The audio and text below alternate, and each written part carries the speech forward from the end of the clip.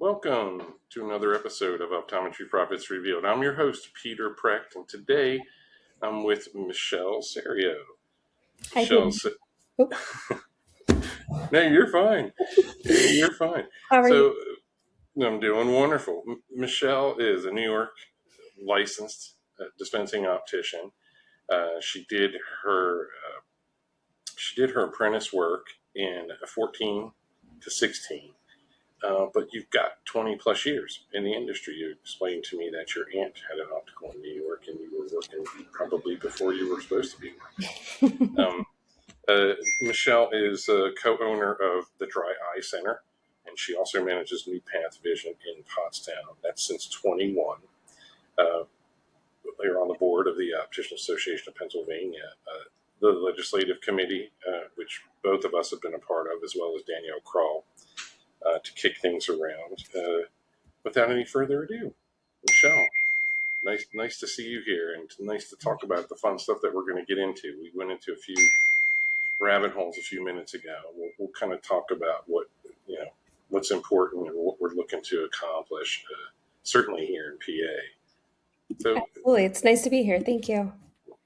So, if you have a chance, talk to me about one of the very first things that took me when I met you was how passionate you are about optician work and the future. And obviously you grew up in this environment. Talk about that move. Talk about the work that you did with your aunt and then on your own, and then moving to Pennsylvania right after the pandemic or even during it. Yeah, so my aunt had her own shop, and I started with her from answering phones and doing INRs to even like frame styling. So started very early on, started just falling in love with it, I guess. There was something kind of nice about watching a little kid see for the first time, and you see that and you see it and you're like, oh my god, like that's so cool. I want to, like, how do you do that? How did you do it? It almost seems magic when you're young. So when she did that, I was like 16, 17, still in school. So graduated, went to college. um when I was doing that, uh I came back to it. I ended up settling for a job, I think at Walmart was like my first kind of optical outside as a sales associate. And I didn't do, in New York, you have to be licensed. So it was pretty much frame styling, and it was learning to put orders into the computer and learning about prescriptions, learning about, just the fascination of what does myopia mean? What does that entail? So I started to get digested into those things because, again, can't do anything optically. Like as an optician, it's all just learning. And then from there, I went into a private practice because I was like, I don't really like, they base everything off commission. And I was like, I can't do anything. I'm just answering phones and making appointments. Like I want to do more. So I went into private practice as a tech. And that's a really good pathway. Very, very busy, hectic in a Walmart environment. And then the tech aspect gives you the behind the scenes. I'm always a fan of people either doing optometric tech work or even lab tech work where you're edging prior to selling, if you can. I'm a big fan of that. So talk about that. How'd you meet John? So I actually met John, not have anything to do with optical. He is, we met randomly by happenstance through a mutual friend at a casino. And he's your business partner. He is. Yes. He's your partner in crime, and he's the president of the Opticians Association of Pennsylvania. Yes. He was just in Chicago. He's not here to talk about it, but tell me how that went. Yeah, we met right before COVID, like actually during COVID, like the beginning of COVID in February of 26. And we talked about, like, we just said hi, like just again, it met in passing. And I want to say a couple months later, we reconnected somehow, like ran into each other in Syracuse. He doesn't live in Syracuse, but his friends are there, and started talking about businesses. He was looking to get into a different business adventure. He does like technology. Right. And so I started telling him about my, how I worked in a private practice in optical and I managed for a while and I wanted to go into business for myself. And the conversation started. And that's kind of how we became, partners in crime. I manage his offices. We found it in 2021 and he took over in November of 21, formerly Dr. Ruskowitz's office, now New Path Vision, and I've been running it ever since. And then we linked up with Dr. Diana Cho, who wanted to it specializes in dry eye, and we built the dry eye center together with the three of us, and we've been doing that for probably 6 or 7 months now, building that practice, getting credentialed. It is in the same building as New Path Vision, so Which just is perfect. That is so smart, yeah. and needed. And her expertise coming into the mix with that. Oh my God, she is, I believe, POA chapter president for I think it's like chapter 7 or something. She's got like 5 or 6 counties, so Right. she is so passionate about what she does. She's just a huge she's just a great ass. She's such a good person, but she's an amazing doctor. Like every patient raves about her. It's amazing. She's an amazing doctor. I can't even. She's probably seen the early on stages of the struggle, of some of the discomforts of dry eye and people not understanding that eye watering is part of dry eye. I think the things that are complicated or a little convoluted, to connect those dots for people that have been along that journey, yeah, there's a relationship there that's awesome. You mentioned the leadership as well, which is huge.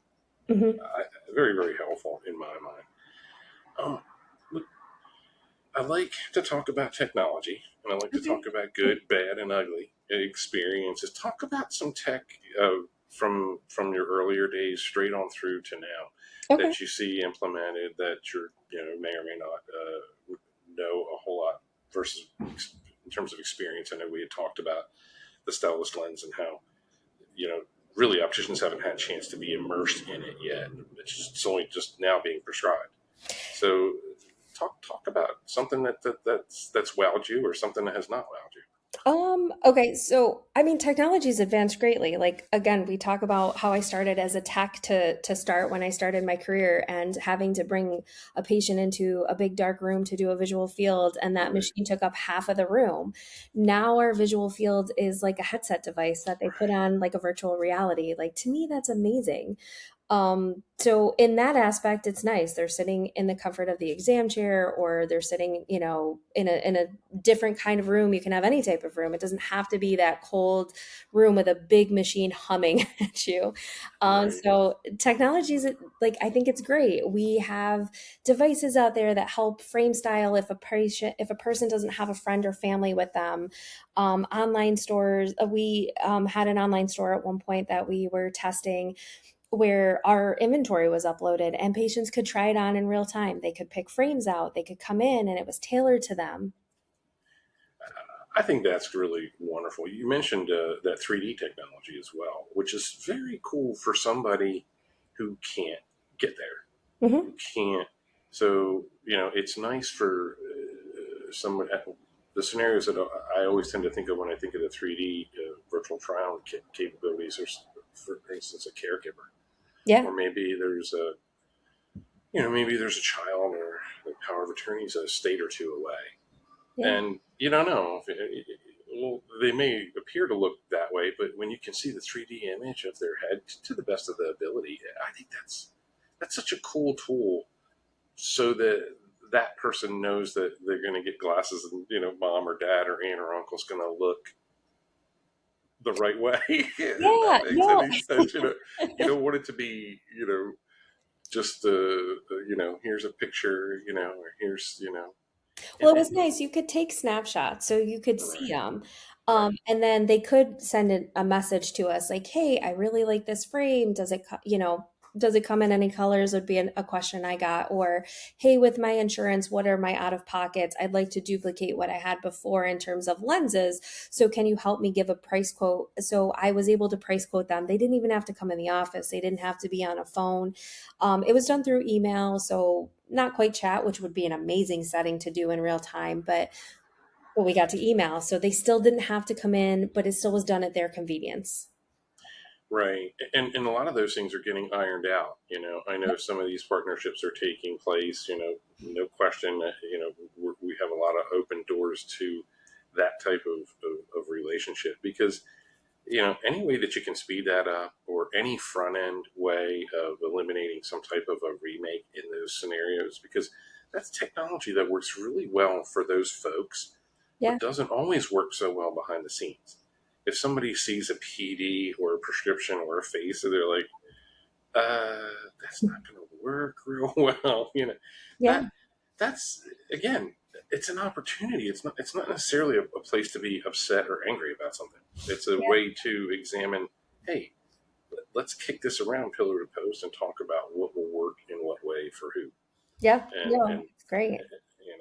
and and who it helps. At the end of the day, it's got to be an easy experience for the opticians and any practice that's involved with it as well. Yeah. You mentioned inventory management with that. Would you would you say that was a good or a bad? And I'm not calling anyone out here particularly, but I've heard that becomes a little bit of a daunting task. Like initially, it might go well, but the management thereafter is a little bit of a trick. Is No, that that's it. true or Yeah, because you have to send. So the way it worked with the technology we used, we had to send them our inventory. So we had to pull it off of our system.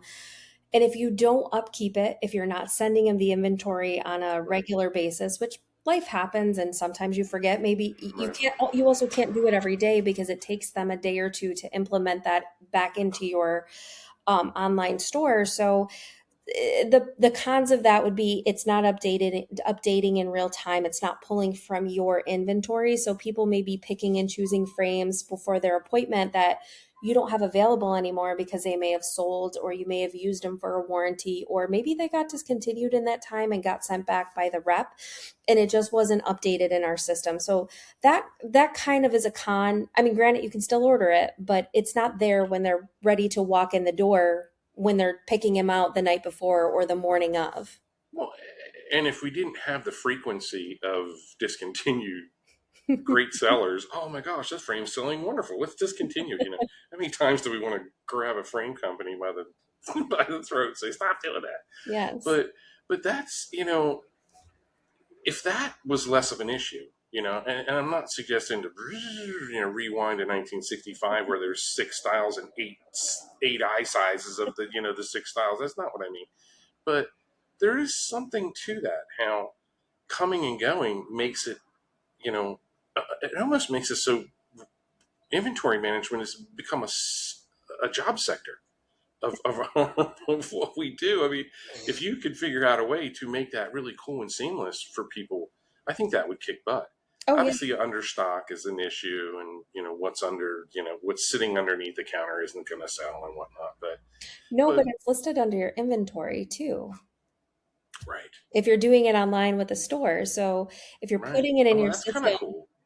yeah. Right. Actually, that makes a lot of sense.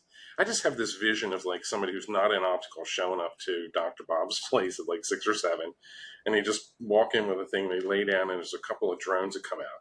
And he just goes scan all the boards, and they land again, and they calculate inventory, and the dude leaves. I mean, that would be That would be kind of, great. yeah, that would be kind of cool. So, as soon as we unify our barcode system, that's which basically there.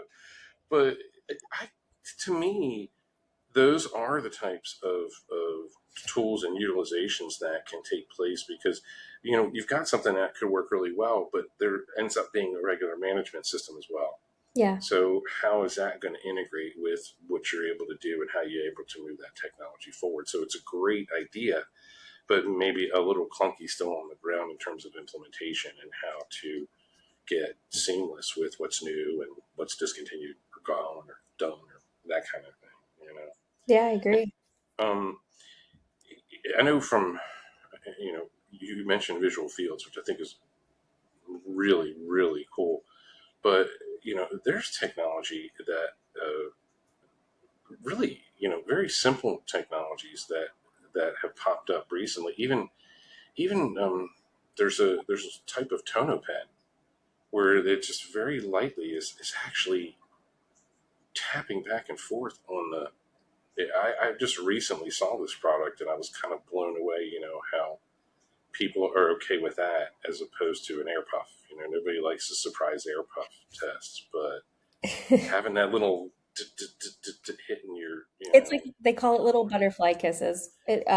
We have one of the devices in New Path Vision, so yeah, it is. It's amazing because it's this is different. It's not the puff of air. right, You're not going to feel that wind gust in your face, but you'll right. feel a little bit of a wisp of something. Well, it seems so much more tolerable, even for people Oh, that it are is. flinch oriented. It's a I Yeah. don't know. I No, mean, it to me, is. You're right. that is amazing design for someone like me who anything getting close to my eye, and I'm like, no, putting a contact lens in and taking it out is not a fun experience. So, with me, and I guess the need hasn't been enough to dive into that. But I don't know. To me, technology heading in those directions that make that experience better for somebody, and obviously that tool is profitable because the measurements are extremely accurate. Unless you're hitting an eyelash or something like that, it's It very tells you. accurate. Right, exactly. Yeah. So you know what your pressures are, and it can be very easily documented, from a technician standpoint. Let's talk a little bit about the legislation, how it came about, some of the discussions that Danielle and you and I have had, some of the open discussions that we've had. I think I just want to tip our hat to the entire group for kicking everything from pillar to post, good, bad, ugly, upside down, in and out. Our state couldn't be more different. Harrisburg's pretty darn different from Philadelphia to Yeah. Pittsburgh to Scranton and Wilkes-Barre. I mean, the regions differ, and how they care for, from an eye care in terms of an optician level, unifying that without upsetting the apple cart.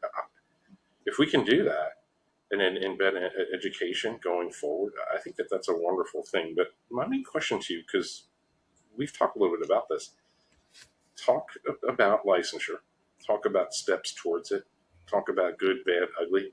No, talk about it in New York.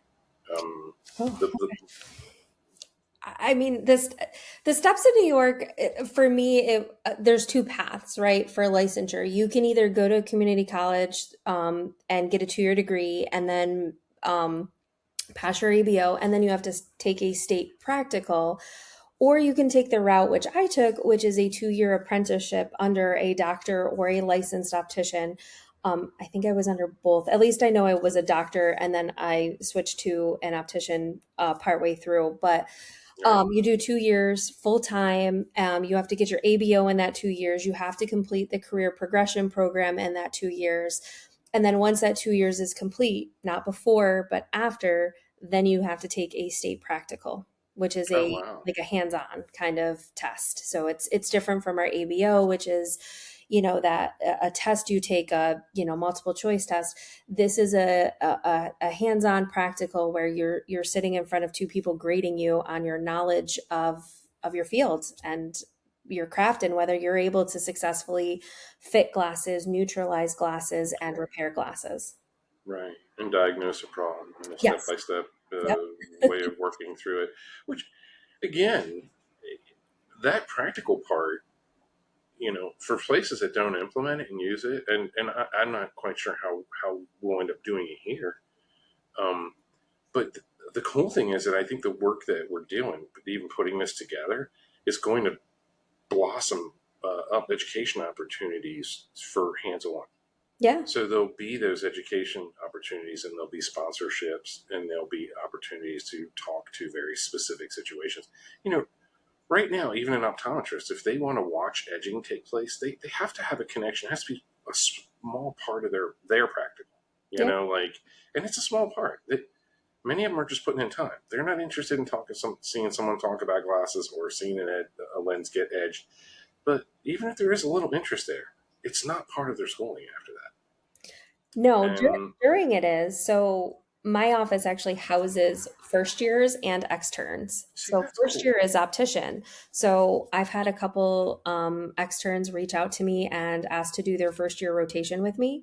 Nice. So it's kind of nice. They get to see like a little piece of the puzzle of what we do, but it is a very small piece because once they come back for their third and fourth year rotations, nothing to do with optics at that point. It's all about patient care Right. and being a doctor. Well, and that's what they're being taught, and that's what they're learning, and that's what, even from an instrumentation standpoint, the optometric practice of today that wants to be modern is investing in beautification products. How are we going to wipe those wrinkles away? How are we going to do this or that, or because it's part of what's associated with what they do, and it's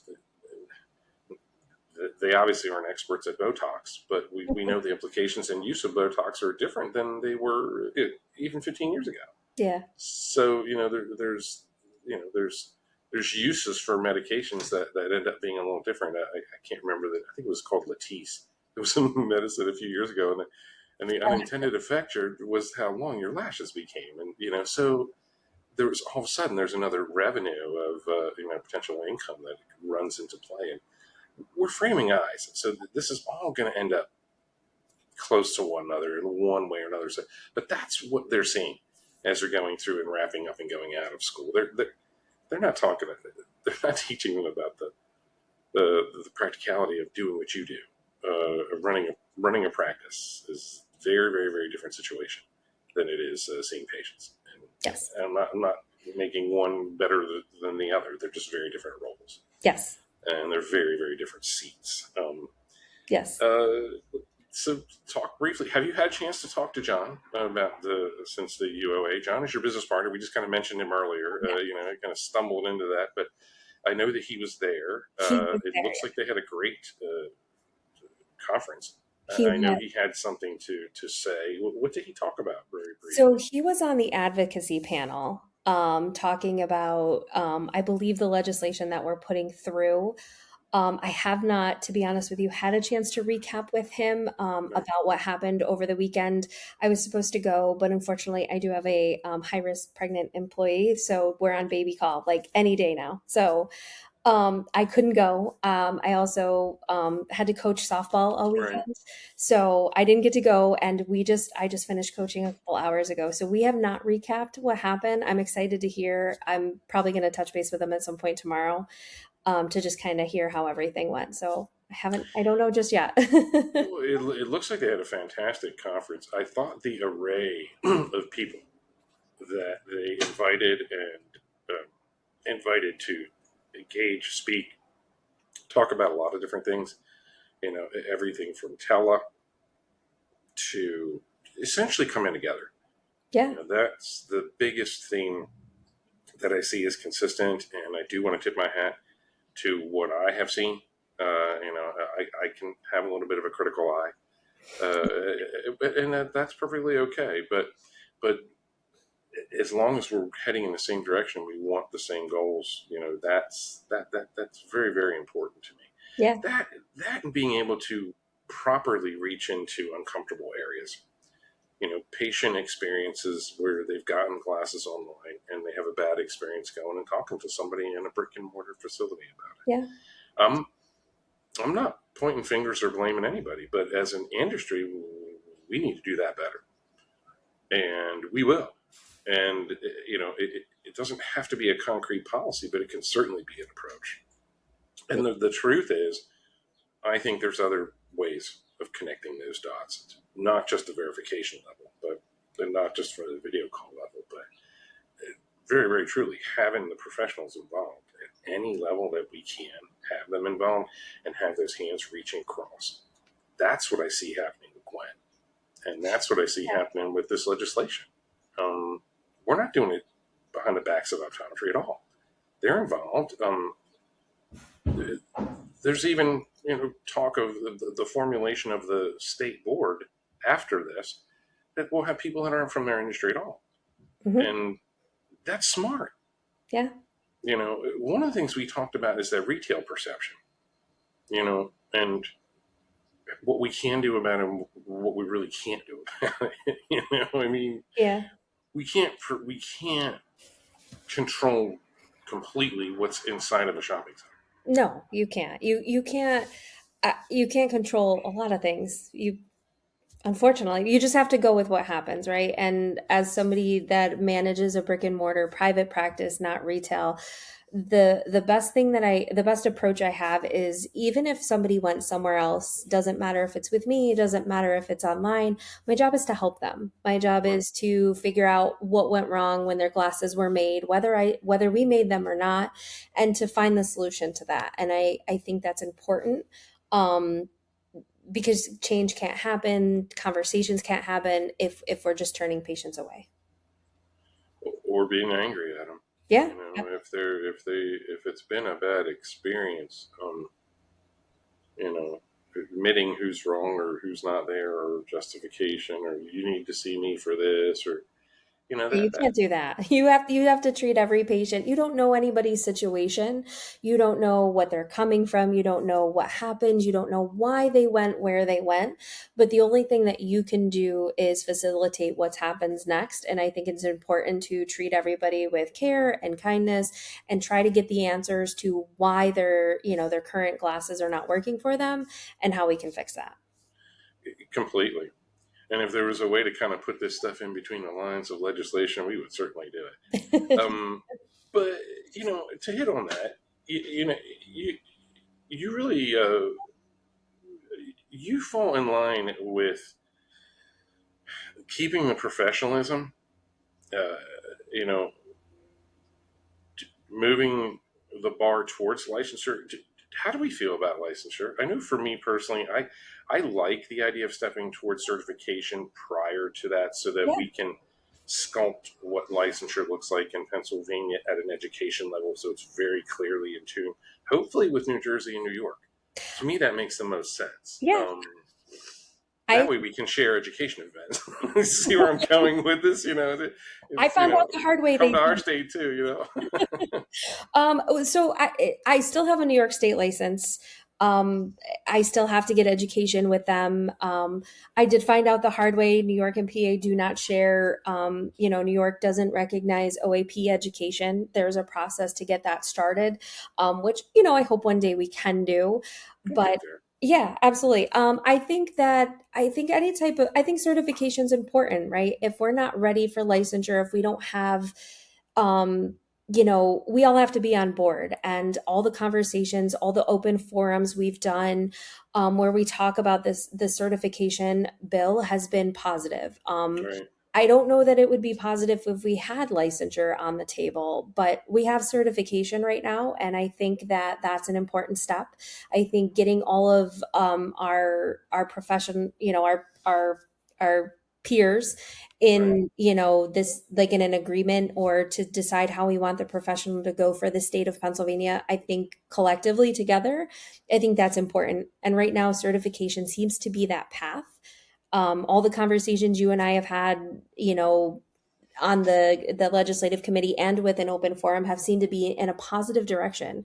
We all seem to be in agreement with many things, from a state board, a state board, and what that would look like and who would be involved in that, to what does it look like, how do we get there, how do we get to certification, how long will it take, do we allow people who have been doing this for 20 plus years to just keep doing it, grandfather them in so that they can continue without being certified. So those conversations are amazing. I'm glad we are having them. I look forward to having them every time we do one of the open sessions, or if somebody sends me an email or wants to talk. And to your point, doctors are aware. I have Right. sent the legislation to a couple of them, and we've talked to the POA, and they That's seem you.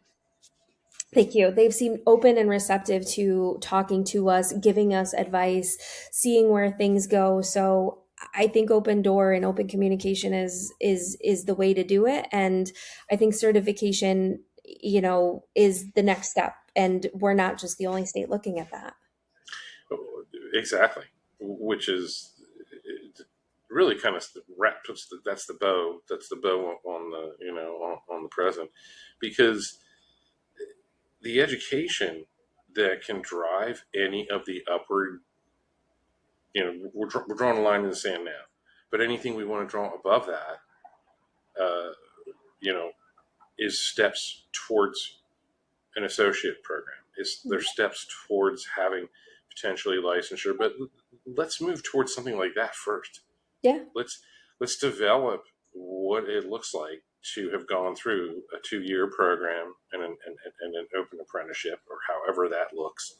To me, we have a spectacular opportunity to tweak in any way we want to improve or keep the same Mhm. what New Jersey and New York have done already, and then to extend it further down, because Maryland and Delaware need this. Um, you know, there's a lot of this philosophy of, hey, I've been an optician for 30 years, woohoo, and now I'm going to be licensed and make more money. I mean, I don't. Nothing works that way. Yeah. Nothing ever works that way. Yeah. If you don't show a clear cut way for education to develop along with that,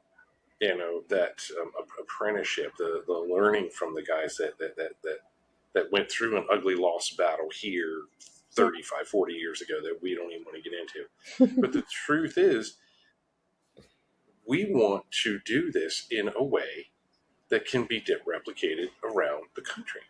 And I think that from everything I see out of the UOA is very, very, very encouraging in that direction. And I think you would agree Yeah.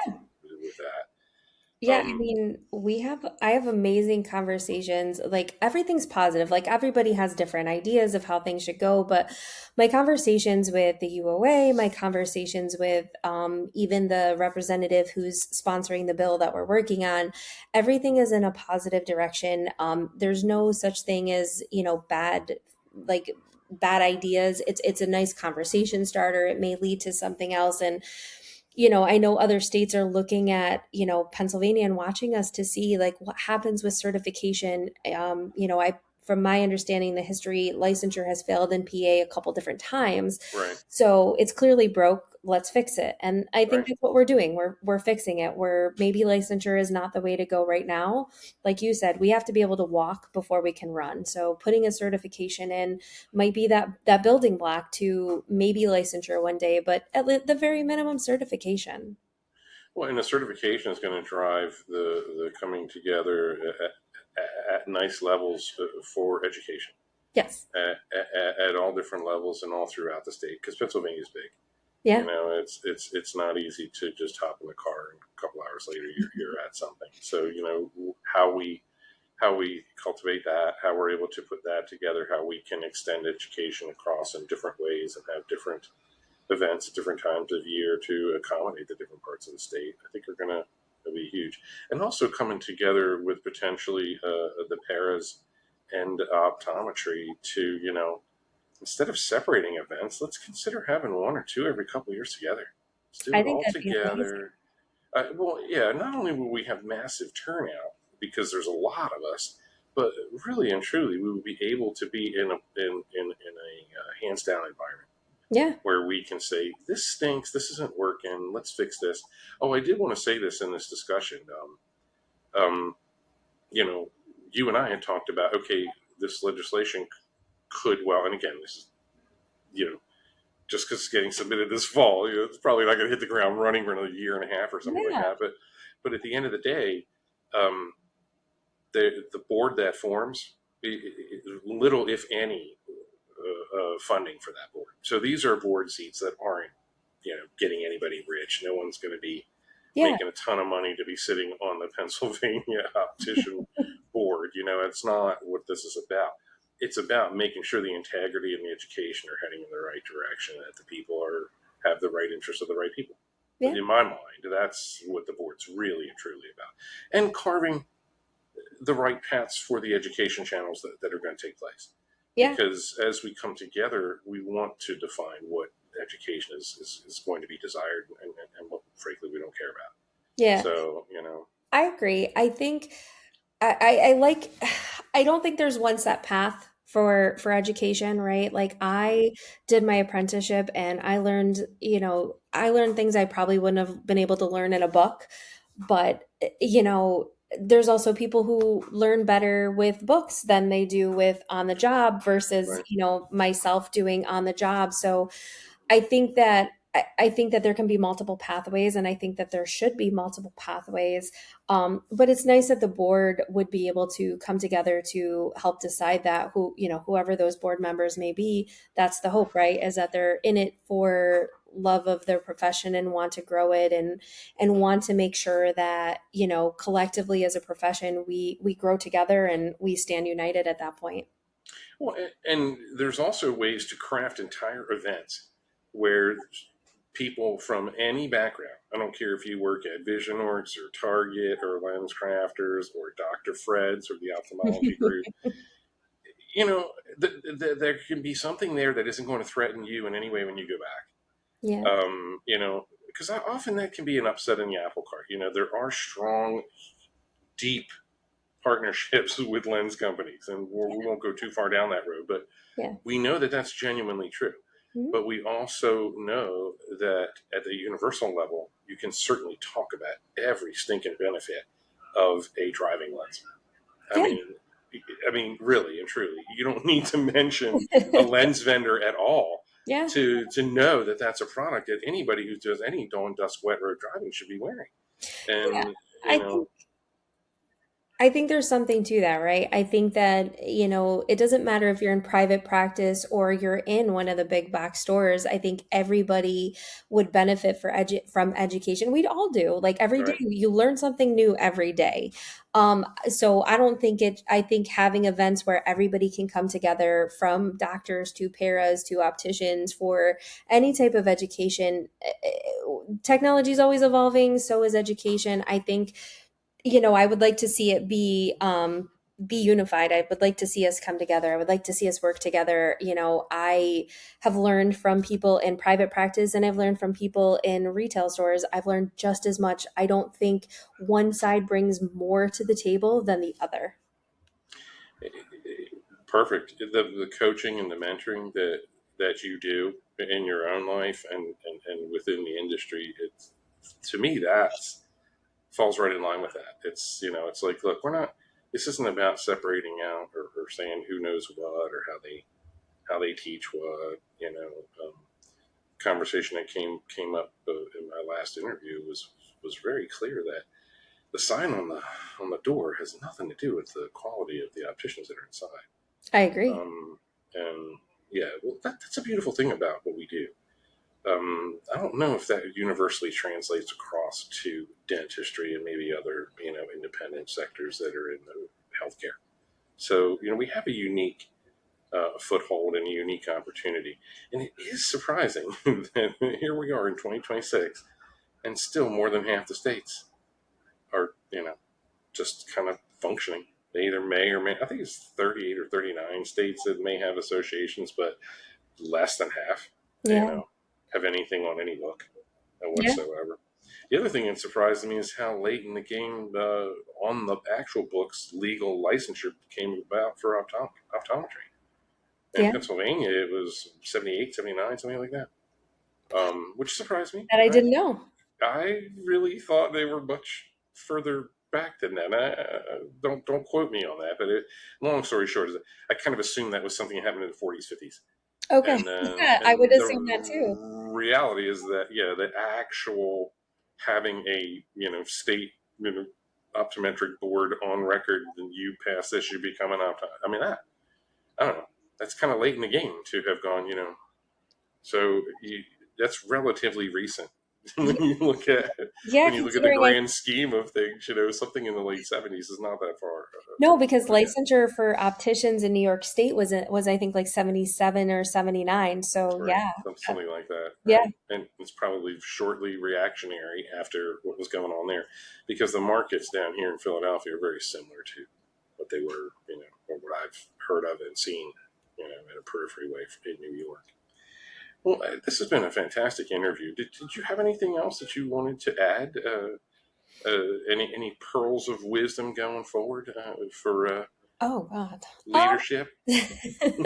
Well, I, I mean, I don't know. I think that there's something, I love to, I've been coaching kids in sports for 24 years. So helping, opticians along and doing the extern program in Salis, like alongside Salis is just, it's something I love to do. I think it's kind of cool to show people your knowledge. And I think it's kind of nice watching everything with OAP and UOA and coming together with this legislation. I'm listening to everybody around the state, every time we had our last CE event in the spring, and I talked to everybody that attended the event and listened to their stories and find out where they're from. And it's so nice because everybody still has a passion for it. So it's really nice to see. And I'm looking forward to, talking to more people. I'm looking forward to hopefully getting certification in Pennsylvania passed. And hopefully, still coaching and mentoring people in the future.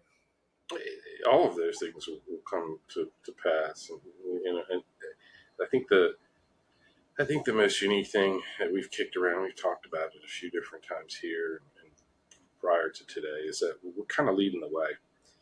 Yeah. We didn't necessarily plan it this way, No. but yeah, what an opportunity, for Gwen to get involved with John and you at the right time to be kicking this into motion.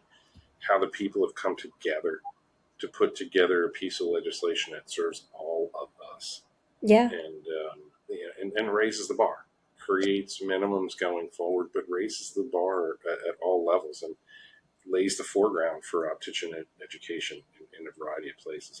I know that in downtown Philadelphia, we will be having an optician program for sure, at least in the charter school, which in my mind will open up other opportunities. And you even mentioned Yeah. Salis. To me, getting involved with them Oh God, that'd be in amazing. any way is the thing to do. It really is. They obviously have a very strong program, and they have one or two instructors that, for lack of better terms, have a small passion for optician work, have a small passion for lenses and screws and adjustments, and they do. I mean, and the fact that they're teaching optometrists is very cool in my mind.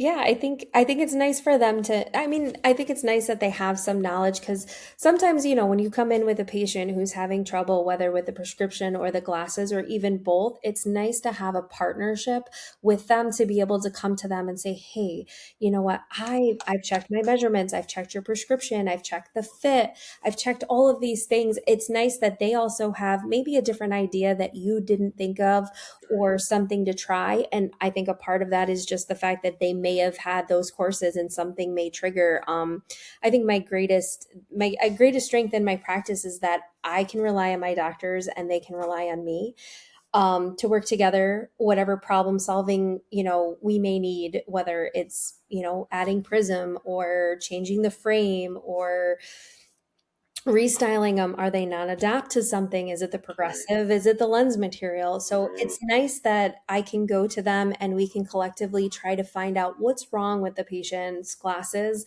that's not giving them their best vision possible. So um, I think it's all about collaborating with people, whether, opticians, doctors. I don't think there's one answer or one, like, it's not a clear cut path. It's a winding road and everybody has, a connection to you or a connection to it. And I think that if you utilize that and work together, I think we'll accomplish more in our profession. I'm looking forward to it. I hope it Oh, happens. It does every day for me. So, I agree. Well, and I'm the guy who always wants to put, here's your 1, 2, 3, go, and then you'll fix your vision problem. But Danielle is very quick to point out that life just isn't that way. It's just, once I'm face to face with somebody, I may have 3 or 4 things that I want to go through in order in my head, but it's not cookie cutter, and no. they're not even in that sequence, depending on who I'm talking to. Yeah. It, So, there's I love those psychology discussions with her and you, because you guys can kind of see the human element yep. that elevates what opticians do. Yeah. Obviously they're expert listeners, but when they try something out of the box and it hits a home run, it's like, ooh, Yeah. wow, pretty cool. Well, it's nice And that you can. We Yeah, can, right? Like right, it's what my visual needs are not your visual needs or the no, next person's visual needs. So I feel like it's always evolving. It's always something different. There's always something to learn. Like you had touched on the Stellus lens earlier, that's new. That's 6 months new. Like we right, haven't had anything like that. I've read the studies over that in Europe and Canada, they've had it for a while. So I'm excited to see what it does here, in the US. Like I said, my New Path Vision has done OrthoK for a really long time. So we've done myopia management with my site and OrthoK, and now adding in Stellist. We haven't done that many patients yet, so I'm excited to add, more that would like to do it in the long run. But, I've seen myopia management work in other ways, so I'm excited to right. see how it works in this way. But it's something newer that we're not used to. Having the options and the early identification, what a win. I mean, that's to me, that's where I tip the hat to optometry and the creators. Your people that are like, look, this is out there, it's happening, it's been going on for 50, 60 years. Here's what we're gonna do. Yeah, well, Pennsylvania is also trying to pass that children's vision bill, Right, which says that kids, I think it's entering kindergarten, have to at a minimum get a routine eye exam to check for any deficiencies.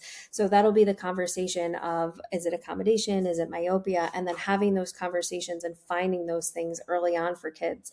I'm a high myope. My daughter fell in my footsteps, and my other daughter's amblyopic, so I got a whole bunch of vision problems in my family. But catching it early was important. I mean, we if you don't catch certain things at a certain age, sometimes it's too late, and progression myopia is only progressing. It doesn't get better. right. So it's nice Yeah, to see the and technology out there. well, completely. And because for me, it was disturbing to learn about it and go, oh, geez, we've been doing that wrong for 40 years. Yeah. Whoops, Or sorry, there's a different way to do it, right? Right.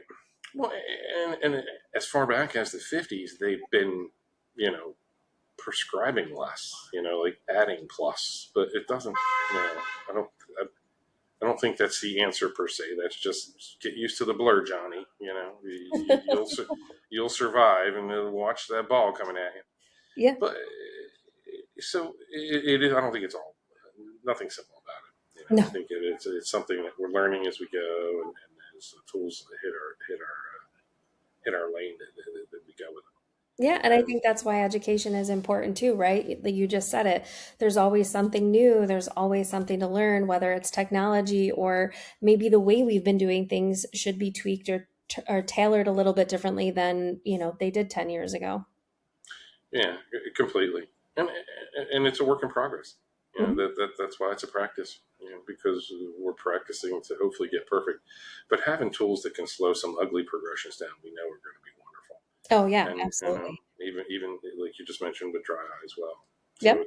it's a huge win across so many borders for us. Well, thank you so much for doing this. We're going to try to wrap it up again Yes. without rambling on another 20 minutes like I tend to do. Thank you so much, Oh, thank you. everybody. And thank you, Michelle. I really appreciate this. This has been another episode of Optometry Profits Revealed. My name is Peter Precht. Please, by all means, hang around for the next episode. Any information about Michelle, New Path Vision, her future, and any other website connections we'll have in the comments. Thank you so much. Take good care. We are done. Awesome.